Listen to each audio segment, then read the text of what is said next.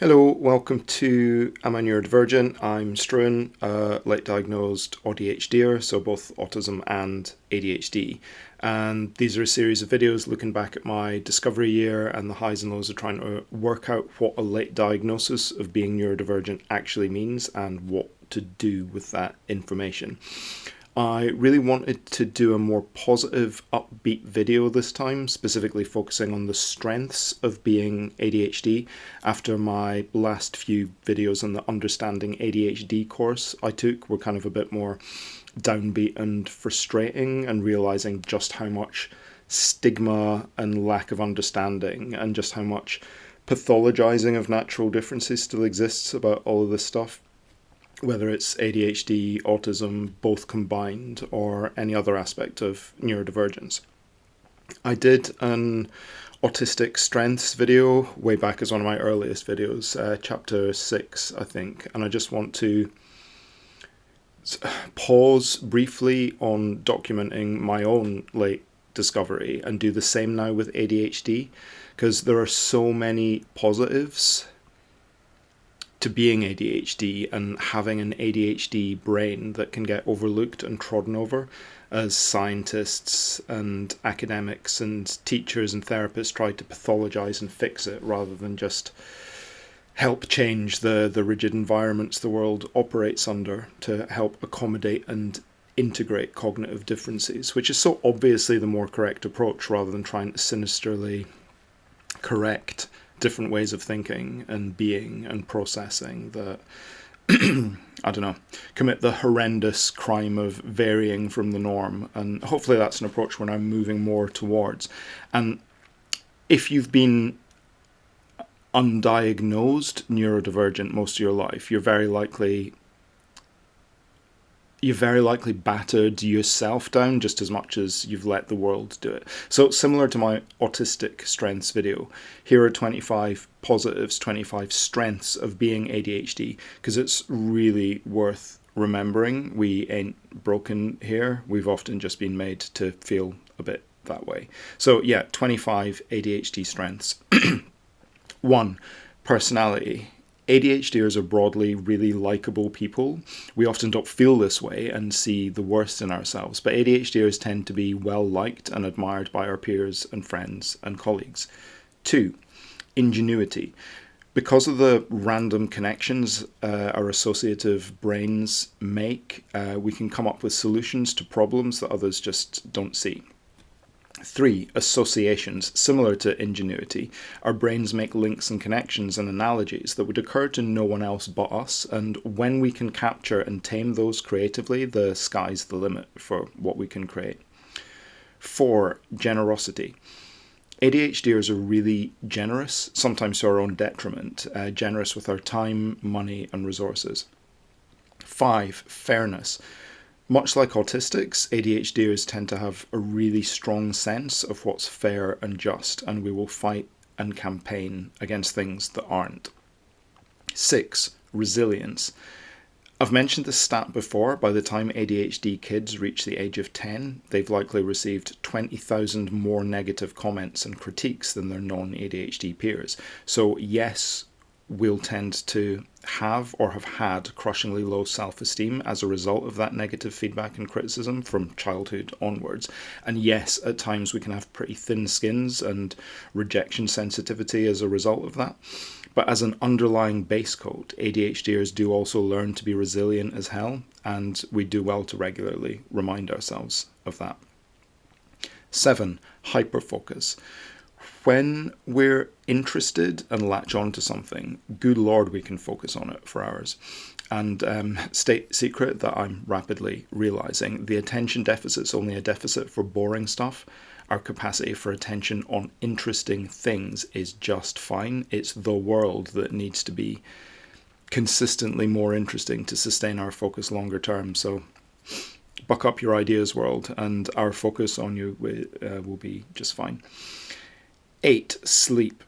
When we're not in burnout or exhaustion mode, ADHDers seem to be able to get by on less of it. And if only we used all that extra awake time to do useful stuff rather than scroll our phone, we'd be unstoppable. 9, risk-taking. Yes, this can get us into trouble, but life around an ADHD is never entirely predictable or boring for us or others. And 10, spontaneity. See above, life's rarely boring with ADHDers. Spontaneity is often pathologized as impulsivity, but I like spontaneity more.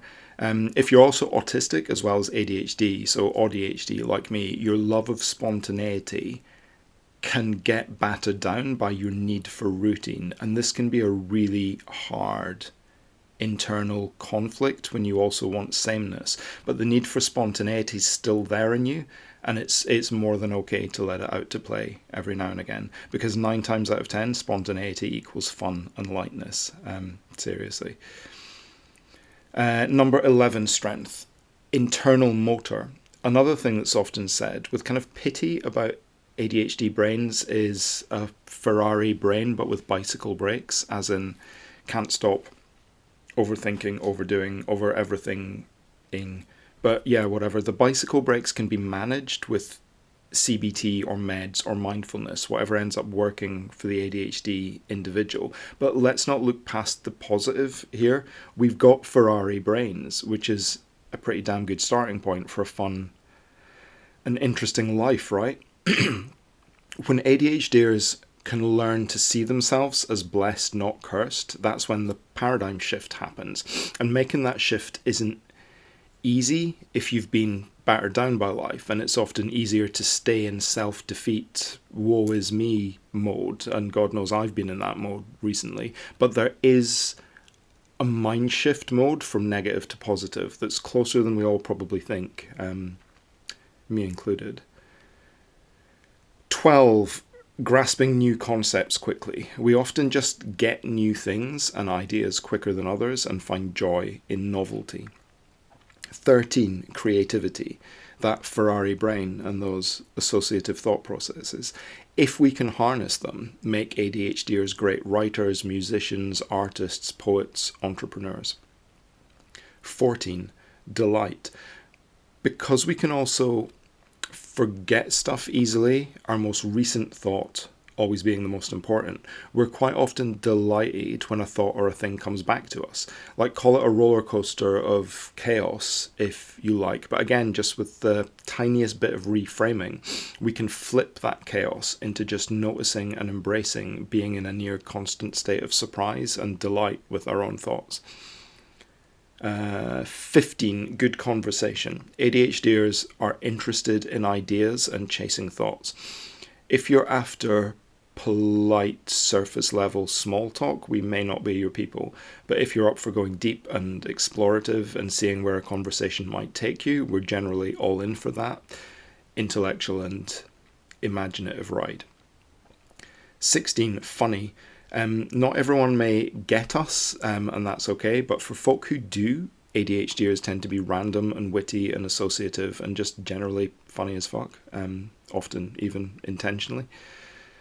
17, romantic. When we're not in shitshow meltdown mode, we can also be idealistic and grandiose and thoughtful and empathetic and pretty damn romantic and creative when the mood takes us. 18, limitless. ADHDers tend to innately feel like anything is possible. We can often naturally be idealists rather than pragmatists or pessimists. Yes, we've often been battered down, but at our best, our natural state tends to be glass half full optimism. 19, dissatisfaction. The flip side of optimism. Maybe, but not really, just the other side of the same idealistic coin, I think. We're rarely satisfied with how things are, and as a result of that are more likely to try to change things for the better. 20, compassion and empathy. This can sometimes get pushed down when you've got autism or alexithymia at your party too, that ends up channeling your own perspective really strongly as you're processing default. But ADHDers and neurodivergent people in general tend to have a lot of innate compassion and empathy for others. And if ADHD's in the mix, there's There's just that there as a base coat, regardless of your other sprinkles. 21, perspective. Because of that compassion and empathy, ADHDers can be really good at offering different perspectives when others are feeling frustrated and stuck. We might not always be the best at getting ourselves unstuck, but we can be exceptionally good at helping out others in the meantime. We're good friends, good listeners, honestly, like ADHDers are really good listeners when we're regulated and not interrupting, and good problem solvers with good perspectives as a result of all that. 22, persistence. Again, much like autistics, when something interests us, we are dogged in pursuing it and using that hyper focus to chase it down. If we can get it locked in, we're unstoppable. 23, passionate. When ADHDers believe in something, we will fight for it. 24, inspirational. Believe it or not, and we more than often don't, but our passion and spirit and idealism and sense of curiosity, even sometimes naivety, can be quite inspirational to others. And finally, strength number 25, the roller coaster. As ADHDers, we can, and likely do, feel the lowest of lows at times, but we can also feel the highest of highs. We also have a tendency, I know I have, to get exhausted by this roller coaster and try and normalize the two extremes out into a sort of comfortable numbness to get by and survive. I'm personally over that, at least I am this week, that trying to numb being me, and maybe you are too, the sadness passes. It always does, even if we feel trapped in it forever. And the ups and the feelings of unstoppableness we get are, right now, to me, worth the flip side, because it's the lows that give us that sense of dissatisfaction and drive to change things for the better, both in ourselves and the world at large. If we can learn to not only survive the roller coaster that is ADHD, but thrive on it, enjoy the roller coaster, we can learn to not only survive life, but thrive in it, not just get through our lives, but enjoy our lives, and what a goal that is. If we can learn and master feeling comfortable in our own skins and comfortable in the world around us, what a strength that ADHD roller coaster and living that ADHD life is and can be. So yeah, that's 25. Anyway, these are my thoughts and my culled together collection of some ADHD positives and ADHD strengths to try, at least in part, to get me back into a positive frame of mind after the last few more downbeat videos I've done. I definitely enjoyed doing this one more than maybe some of my videos recently, and I hope they were maybe helpful for for other folk watching as well. I do find little reminders that we're actually in a pretty good starting position can be quite lovely and necessary sometimes when I see them from others. So this is my little drop of sugar into what had become a bit of a gloomy channel these last few chapters. So happy ADHDing if you are ADHDing. Like, subscribe, share, help me out, all those things if any of this resonates, and cheers. Hopefully see you next time. Bye.